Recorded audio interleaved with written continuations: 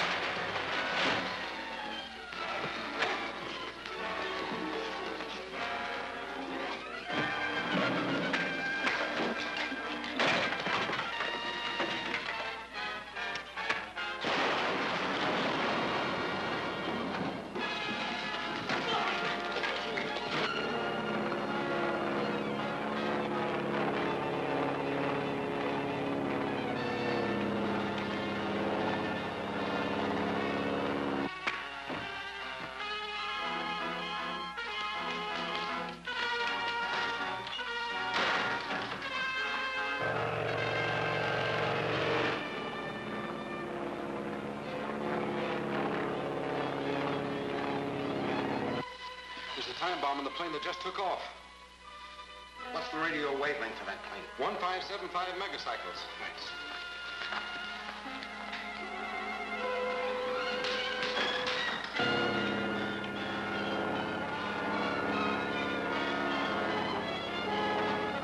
Calling Gail Richards. Calling Gail Richards. Come in, Gail. This is Gail. Go ahead. There's a time bomb in your plane. Bail out. Bail out. Okay, Grant.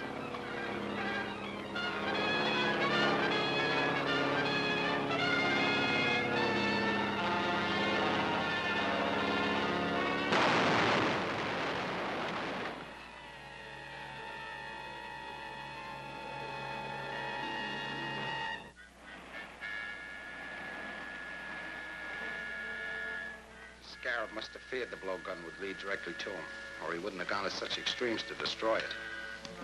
He certainly did a thorough job. There wasn't even a fragment of it left in the wreckage.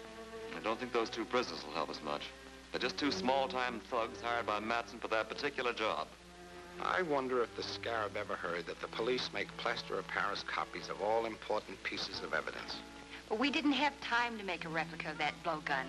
I know that, but the Scarab doesn't. We could let the news leak out through the underworld that we have an exact duplicate from which Grayson can identify the owner of the original. And I'm willing to bet it won't be long before the Scarab hears about it.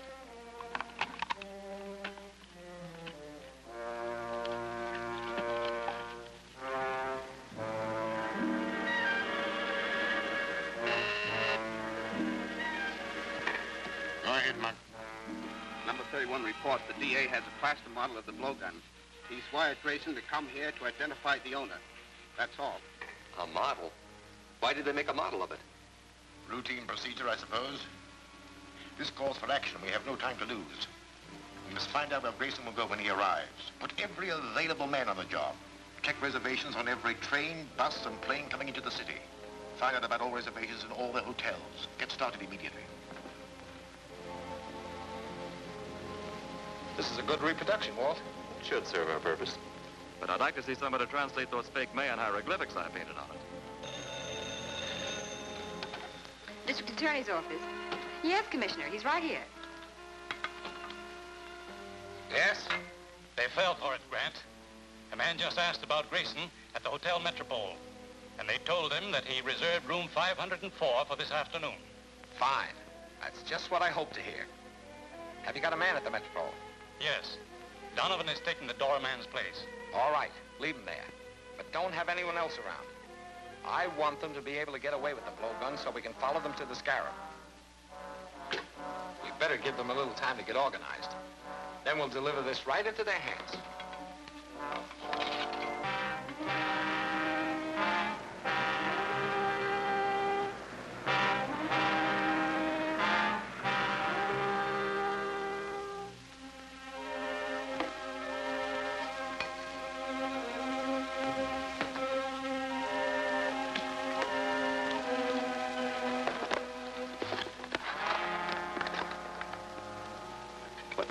explode. You press the doorbell, and on the second chime, the wire will burn through, causing the tube to drop and break. The gas spreads rapidly and will knock out anyone in the room in a few seconds.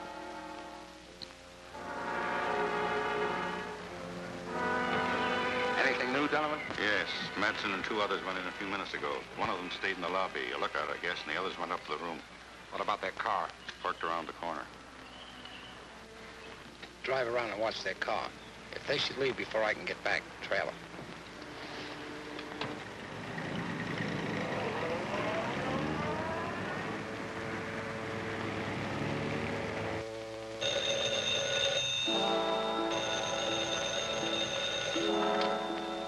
Yes? Okay. We'll take care of him. The DA's coming up here alone. He's carrying a long tubular case. The blowgun must be in it. Why is he coming before Grayson gets here? I don't know, but he's got the blowgun. That's all we want. Come on.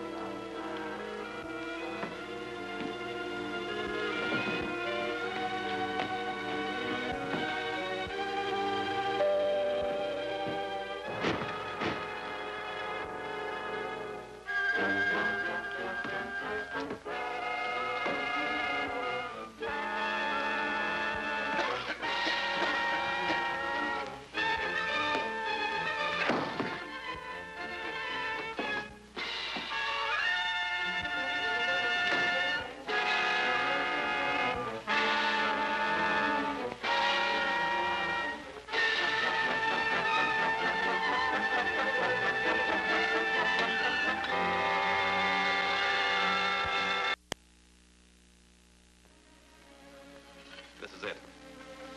I'll take the blowgun out the back way. As soon as the gas clears, you go in and finish the DA quietly. Then report to the Scarab. Right.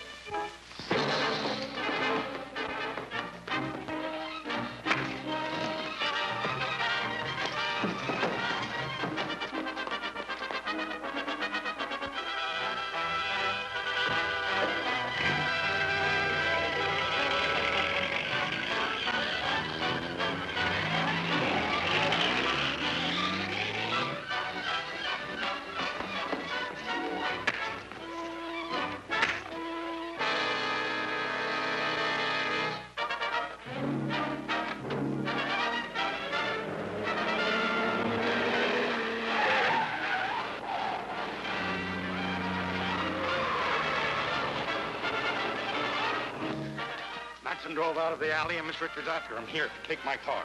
Thanks.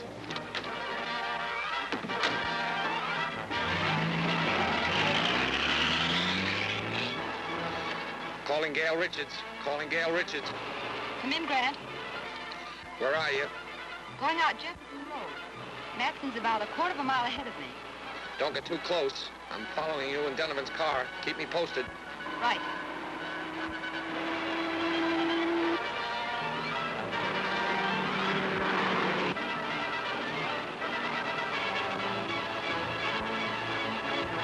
Calling Grant Gardner. Calling Grant Gardner. Come in, Gail. He just turned off toward that old barn east of the river. I know the place. Drive past it, then double back and keep an eye on it. I understand. Don't start anything unless you absolutely have to.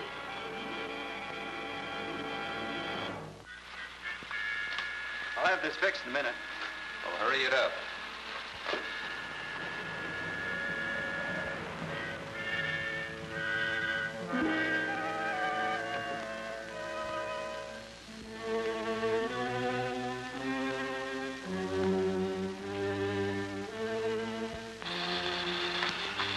H1.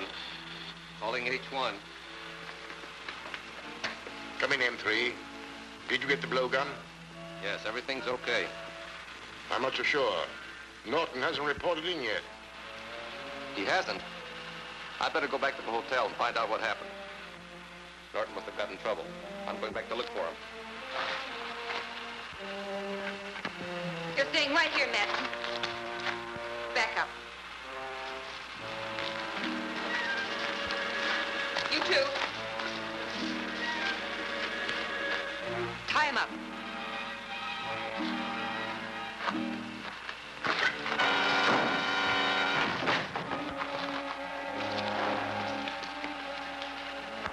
That was quick and easy. As far as she's concerned, yes. But she worked with Captain America, and he's probably on his way here now. We have too much stuff belonging to the museum stored here, and we can't take a chance of letting anyone find it. Spread a powder tank. We'll blow up the whole works and the girl with it.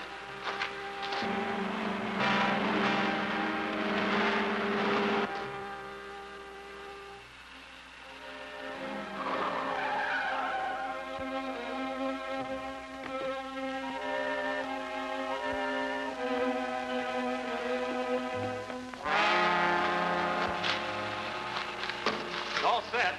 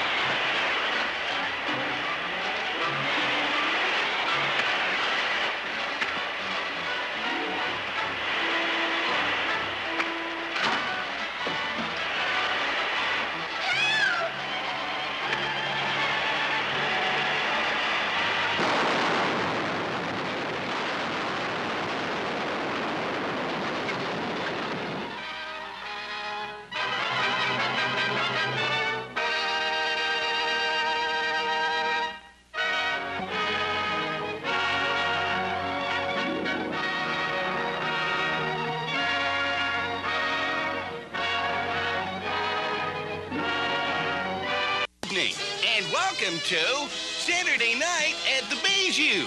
Immediate seating down front for the finest in motion picture nostalgia and adventure.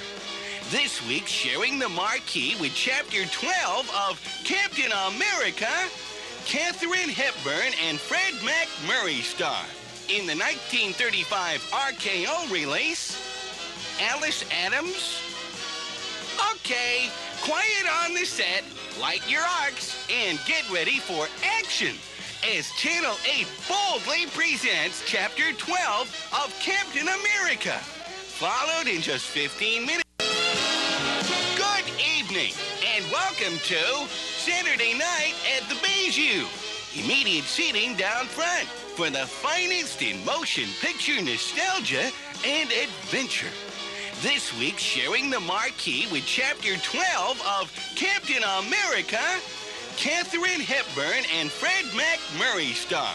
In the 1935 RKO release, Alice Adams. Okay, quiet on the set, light your arcs, and get ready for action as Channel 8 boldly presents Chapter 12 of Captain America, followed in just 15 minutes by Katharine Hepburn in Alice Adams on Saturday night at the Bijou. Hubba hubba! Bijou, immediate seating down front for the finest in motion picture nostalgia and adventure. This week, sharing the marquee with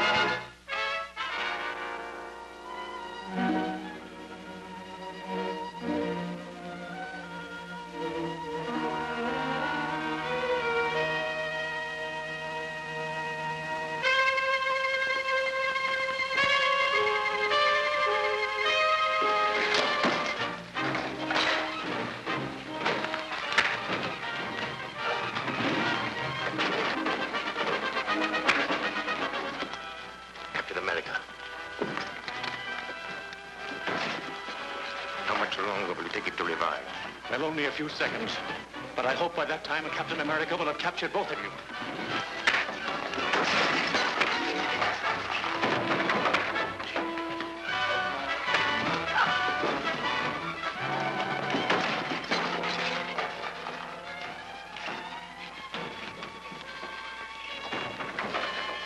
Get out of the window, Matson.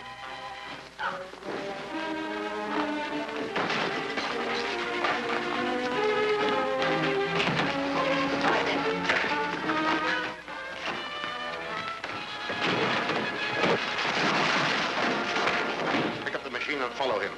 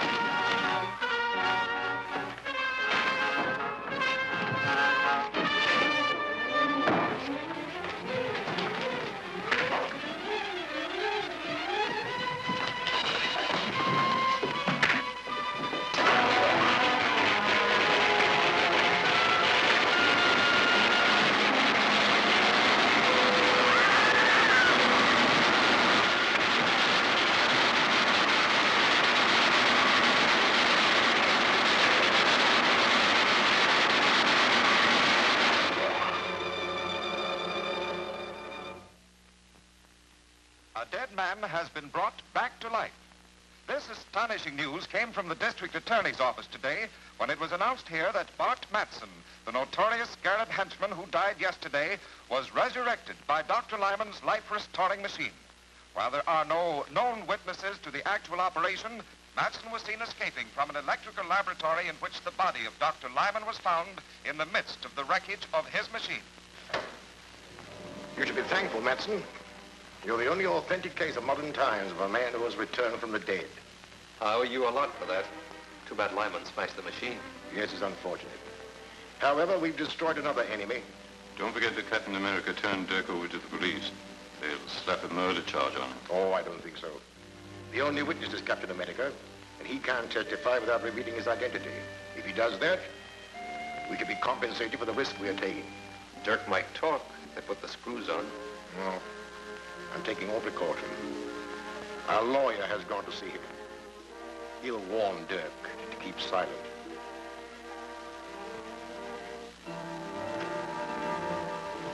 Hello, Grant. Did you get anything out of Dirk? Not yet, but I will. Dirk will crack up when he's charged with murder. But you can't make a murder charge stick. You haven't any witnesses. All you can prove is that Dirk was present at the time of Dr. Lyman's death. Any smart lawyer will smash your case in no time. But Captain America will. Captain America was unquestionably a witness, but you can't produce him. I probably won't need to. Dr. Lyman was abducted from his home along with his life-restoring device. His body was found beside the smashed machine. Now, if I can prove that Dirk was the unknown masked man who helped Matson with the abduction, I'll convict him of murder. But you can't prove anything. Gail Richards, your assistant, is the only witness who made a positive identification of Dirk as one of the abductors. Our unsupported testimony will not be sufficient in court. I may be able to back up Gail's testimony. There's still one more witness. May I use the phone? Help yourself. Get me Dr. Malder at the Drummond Museum.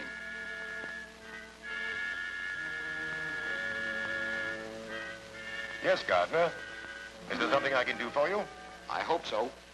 We have a prisoner here who we believe is one of Lyman's murderers.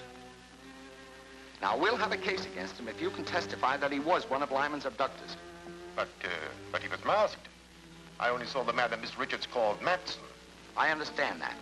But we'll put a mask on the prisoner, and there may be something, some gesture or some mannerism that you may recognize. At any rate, it's worth a trial. Now, could you arrange to be in my office at 2 o'clock this afternoon? Of course. And I hope you have the right man.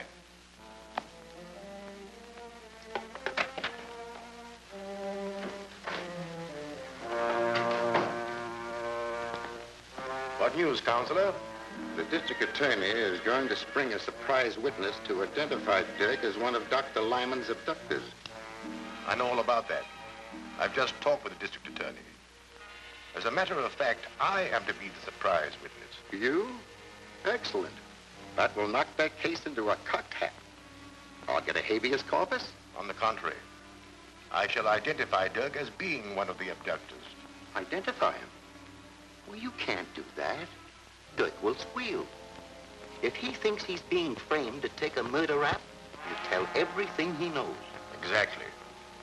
He'd become a danger to my organization. I've devised a little plan that will take care of him and the district attorney at the same time. Return to Dirk at once. Tell him he'll be released if he obeys my instructions implicitly. I'll be present when he's brought into the district attorney's office, and... Miss Richards says when Matson attacked you, you tore off his mask. That is true. But neither of us saw the face of the other man. The man you're about to see is wearing the same mask you took from Matson. Miss Richards has identified him. We hope you can corroborate her testimony. All right, Davis, bring him in.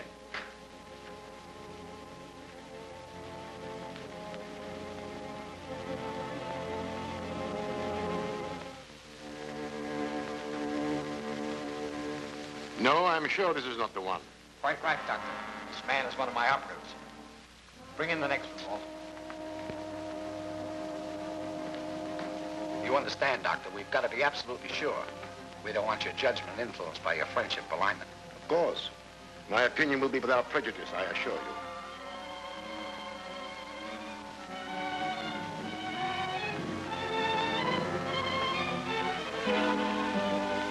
This unquestionably is the man who looted Matson in the raid on Lyman's house. That's a lie. You're trying to frame me. Are you willing to identify this man under oath? Positively. That's good enough to convict. Book him for murder. Murder? You can't do that. Suppose I talk. What'll I get? If you'll name the scarab, I'll accept a plea of guilty of second-degree murder.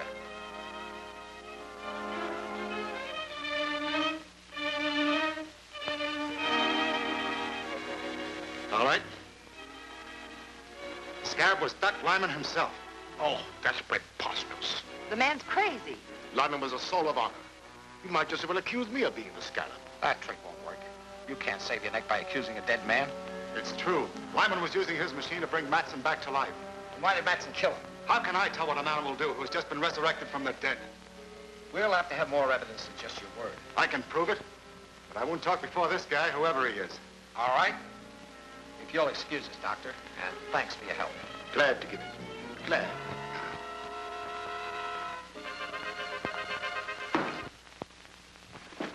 Now talk. What's your evidence? Lyman's papers and a list of all his agents. They're hidden in his house. Lyman's house was thoroughly searched before it was closed up. You didn't know the Scarab. There are secret compartments in his house that your caps could never find.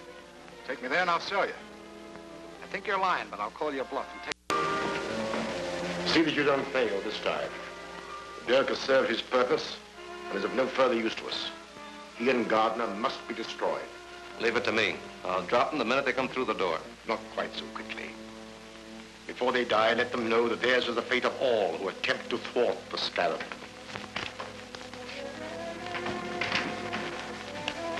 DA is driving up in front with Dirk. Good. I'll wait in the car.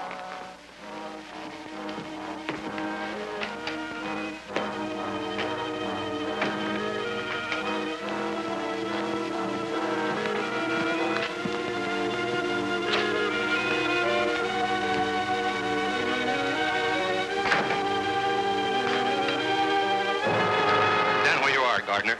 Good work, Matson. I knew the Scarab wouldn't let me down. Quiet, you double-crosser. When you threatened to squeal, you signed your own death warrant. As for you, Mr. DA, you're finally going to pay the penalty for interfering with the Scarab.